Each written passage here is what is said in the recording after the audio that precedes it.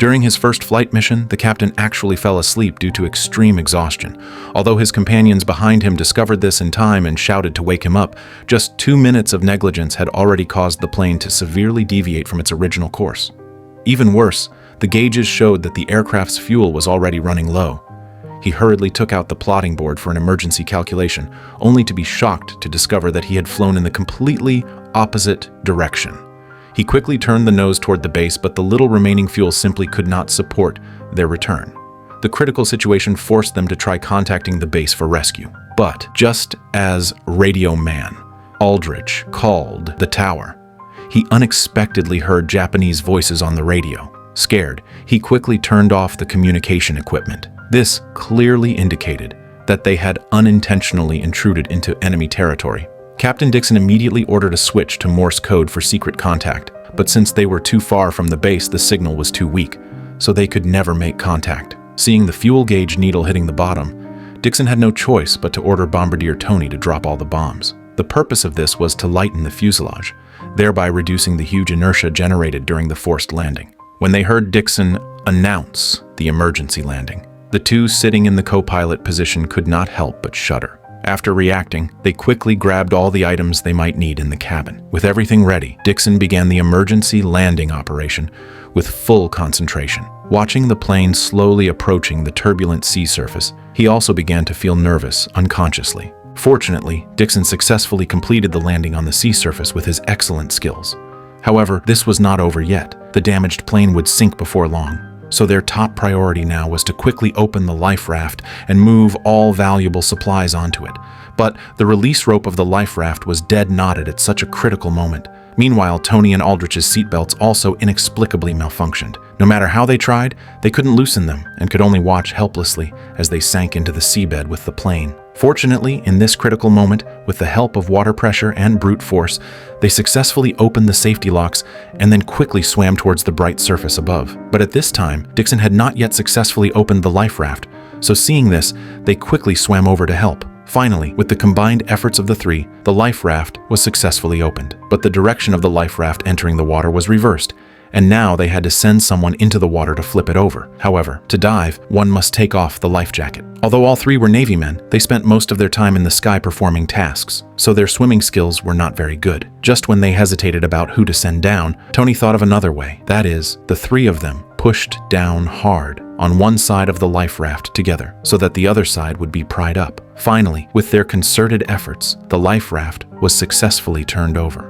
Although they were lucky to pick up their lives this time, they were now trapped in this vast ocean. If the base did not send a rescue, they would sooner or later face death from dehydration or hunger. At night, the cold sea wind made them shiver, and the three could only curl up their bodies as much as possible to preserve this last trace of body temperature. Until daylight came. As the temperature gradually rose, they felt their bodies ease a little. Subsequently, Dixon ordered an inventory of all supplies. But when he learned that Aldrich and Tony had not brought out the crucial water and map, he was instantly furious, because without a map, they wouldn't know the direction, and without water, they couldn't survive. He had clearly given them enough time to prepare during the forced landing, but now they told him such important things were gone. Hearing this, Dixon could not blame them further. After all, the situation was indeed extremely urgent. Then they took out all the items on them one by one: a dagger, a pair of pliers, a small tube of glue, a pistol, and 2 extra life jackets. The situation was not too bad. At least the pistol and dagger could be used for hunting, and this life raft had only been expired for 4 years, so it shouldn't sink that quickly. To reduce the weight of the life raft, Dixon ordered the two to take off their heavy shoes. Although reluctant, they had to throw those valuable leather shoes worth $10,000 into the sea. But strangely, Dixon did not throw his shoes away. His reason was that if they found an island, someone had to wear shoes to go ashore and explore on foot. Aldrich and Tony were unwilling in their hearts, but because the other party was the commanding officer, they could only hold back their anger. What they had to do now was to wait quietly for rescue, because since they hadn't returned for so long, the base would definitely send someone to search. So the three sat back to back, carefully observing the sea skyline from different angles. No matter what, they could not miss this only chance of rescue. Fortunately, the weather was good now. The sea surface was calm, and the vision was very open. Finally, a few hours later, Aldrich seemed to see a moving speck on the horizon. Dixon initially thought it was just a seabird, but birds generally flap their wings, yet this speck did not make this movement. Then they looked carefully, only to confirm that it was a plane, one of their own. Dixon calculated from the plane's speed and attitude that the other party should be running out of fuel and was likely turning back now. But their flares and signal parachute had fallen into the sea during the plane's forced landing. Having no choice, they had to pick up the orange life jackets and wave them desperately. But at such a long distance, coupled with such an inconspicuous distress signal, it was difficult for the rescue plane to spot them. In the end, they could only watch helplessly as the plane disappeared into the distant sky. Tony couldn't help but fall into deep despair, but Aldrich still held a glimmer of hope, thinking maybe they saw us and went back to get help. But Dixon's next words completely shattered his last trace of fantasy. Dixon pointed out heavily that their location was within the sphere of influence of the Japanese Navy. Friendly reconnaissance planes would at most only scout quickly once and would not stay long. Once the target was not found the first time, they usually would not risk sending a second rescue. Precisely because they missed this plane, they would face a 34-day survival journey at sea. Without water and food, it is unimaginable how they eventually survived. During the day, they had to face the roasting of the scorching sun, and at night they had to accept the biting cold. Dixon, who had not drunk water for a day and a night, really couldn't stand it, so he poured his urine into a leather shoe. This dumbfounded Aldrich on the side, and he exclaimed. Dixon did not answer but drank the urine in the leather shoe in one gulp in front of Aldrich. This almost made Aldrich vomit, but later he would naturally understand Dixon's difficulties at this time. The most urgent thing now was to find land first, but they were 600 miles away from the nearest small island. Even with the help of wind, it would take weeks to arrive, and without food and fresh water, they simply couldn't last that long. But this was only estimated by Dixon, based on memory. No one knew how far the actual distance was because he didn't have an accurate nautical chart in his hand now. At this moment, they suddenly thought of a way to get food. Tony disassembled the pistol magazine, took out the bullets inside, and then took out the spring below. He wanted to use this elastic steel wire to make a fishhook, plus the cotton thread previously removed from the life jacket. A simple fishing device was ready. But now there was one important thing missing. That was bait. Just then, the clever Tony thought of his red scarf. He tore off a small piece of it, believing this bright red color should attract fish well to come and eat. After everything was ready, Aldrich threw the fishing line down. Unexpectedly, only a few minutes later, there was violent movement below. This fish looked very big. He and Tony together couldn't pull it, and the next second, the fishing line snapped directly. Now they not only didn't catch fish, but also had to endure the exposure of the poisonous sun. Dixon and Tony were dizzy from the sun, but Aldrich on the side did not give up and continued to fish under the scorching sun. Because no food meant death. Seeing no movement on the fishing line for a long time, he was so hungry that he couldn't stand it, so he simply took out the dagger in his pocket. Dixon was startled seeing this and hurried forward to stop him. He was afraid that Aldrich would accidentally puncture the life raft, and then they wouldn't even have a place to stand. But Aldrich excitedly stated that without food, our ending would also be death. Then he picked up the dagger and stabbed fiercely into the water. Suddenly, he felt he stabbed something hard and thick. Dixon thought Aldrich had damaged the life raft and was instantly furious.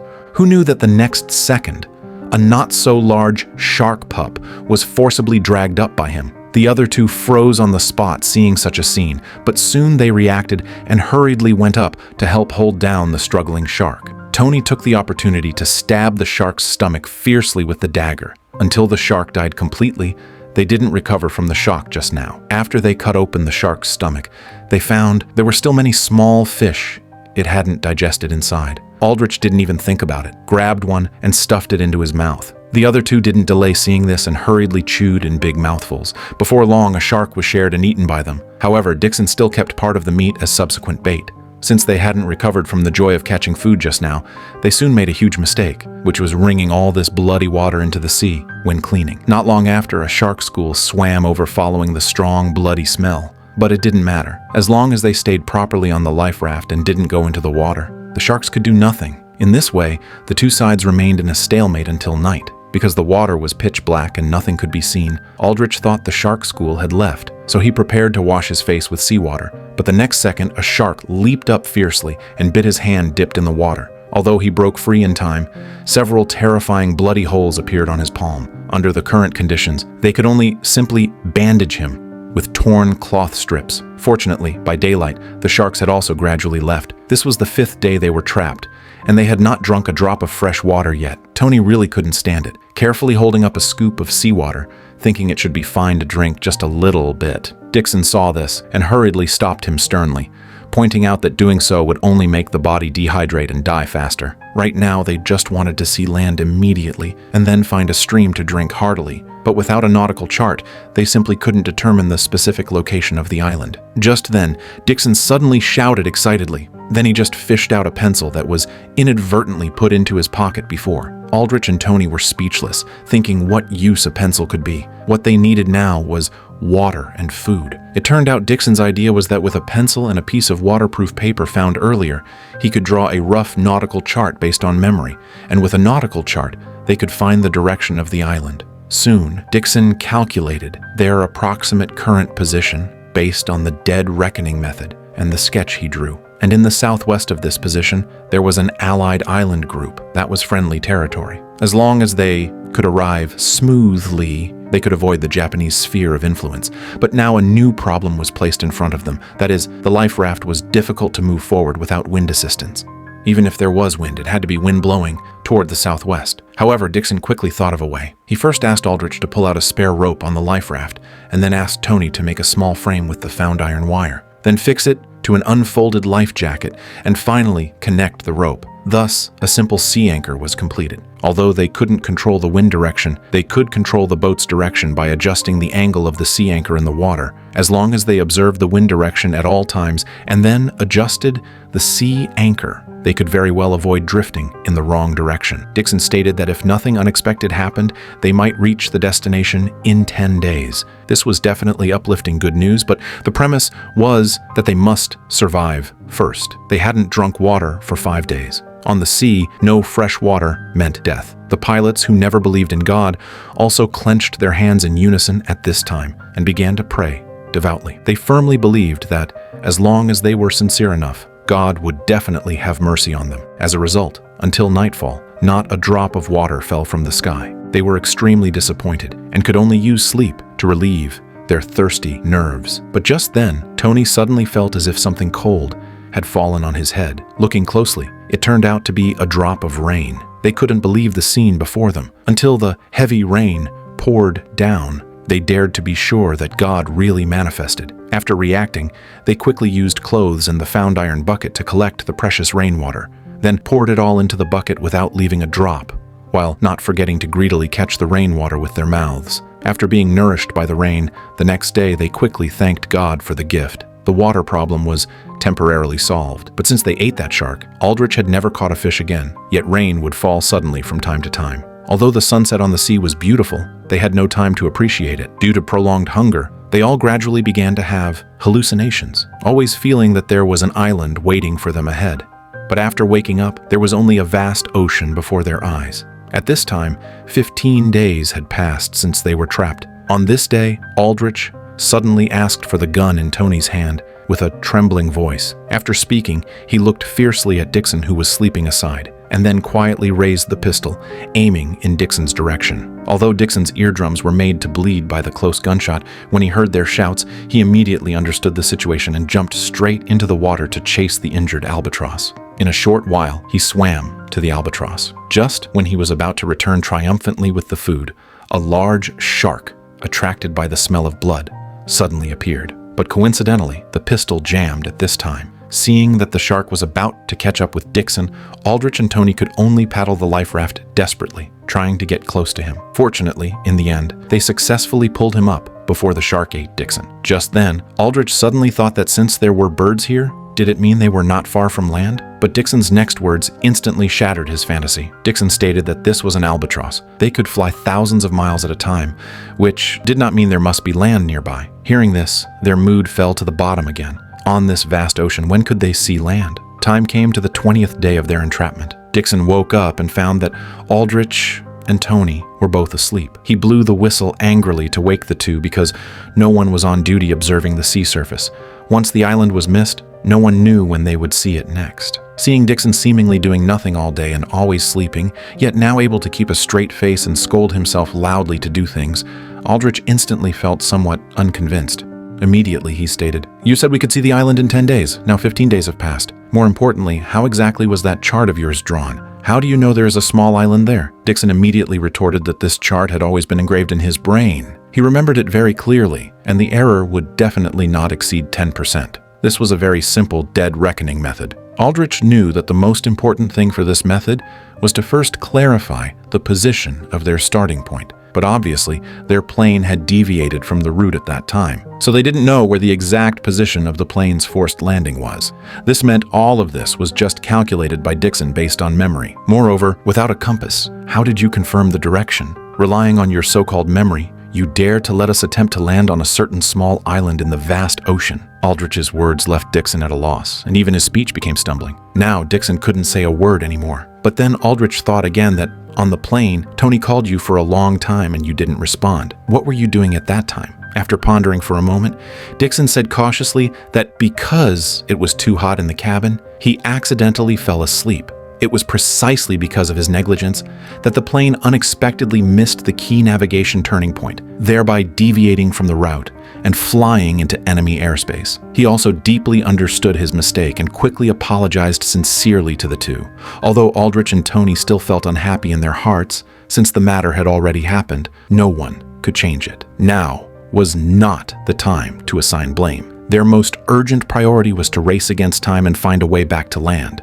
Their physical condition could not last much longer. Subsequently, Aldrich handed the hand-drawn nautical chart back to Dixon, indicating, "Let's work together to go home." But now, without the sea wind, the life raft could only drift with the current. At this time, Dixon suddenly thought of the leather shoes he had kept. Then he carefully cut open the shoe upper with a knife, leaving only the solid sole, so a pair of simple temporary paddles was made. But they ultimately underestimated the power of the ocean. They paddled with all their might for a full 10 days, but did not see any shadow of an island. Not only was their skin ulcerated by the sun, but their bodies were also covered with painful blisters everywhere, and their lips were cracked with countless cuts due to prolonged lack of water. Now the only spiritual pillar was their wives waiting for their safe return in their hometown. Finally, not long after, it rained again in the sky. They began to collect this hard-won fresh water using the previous method, but just then the heavy rain suddenly stopped. But within a few minutes, dark clouds covered the sun again, and the next second lightning flashed and thunder rolled. This time, the situation seemed different. The dark clouds in the sky were more intense and low. This was not ordinary rain, but a Pacific hurricane striking. The huge waves set off swarmed towards them continuously, and the small life raft simply could not resist. Soon, a huge wave hit them with a destructive posture, instantly overturning the life raft completely, and they were thus swept into the cold seawater. After Dixon and Aldrich both struggled to swim to the surface one after another, Tony was nowhere to be seen. They hurriedly shouted and searched anxiously. It turned out Tony had swum up long ago and had been hiding from the waves on the other side of the capsized life raft. After meeting, they hugged tightly together.